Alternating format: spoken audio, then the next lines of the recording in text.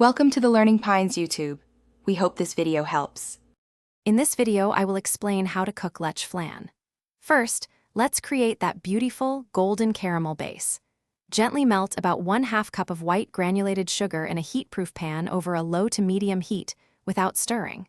Swirl the pan occasionally to distribute the heat evenly. Once it reaches a rich, amber color, immediately pour it into your chosen anura or a 9-inch round pan, tilting to coat the bottom. This sets the foundation for a perfect flan. Next, we prepare the creamy custard mixture.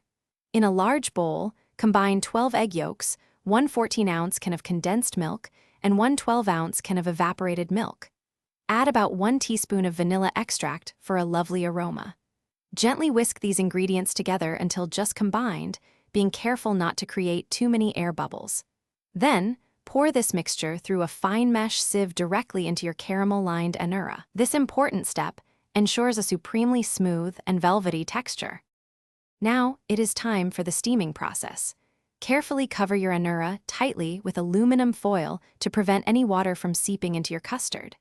Place this covered mold into a larger pot or steamer filled with about 1 inch of hot water, creating a water bath. Ensure the water level reaches about halfway up the sides of your flan mold. Steam the flan over medium heat for approximately 45 to 50 minutes, or until it is set, but still slightly wobbly in the center. Once your flan is cooked, carefully remove it from the steamer and let it cool completely on a wire rack at room temperature.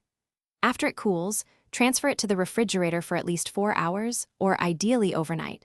This chilling time is crucial for setting. When ready to serve, run a thin knife around the edge of the mold to loosen it. Then, invert the anura onto a serving plate with a quick, confident flip, allowing that glossy caramel to flow over your beautiful flan. Thanks for watching. Consider subscribing if we helped you.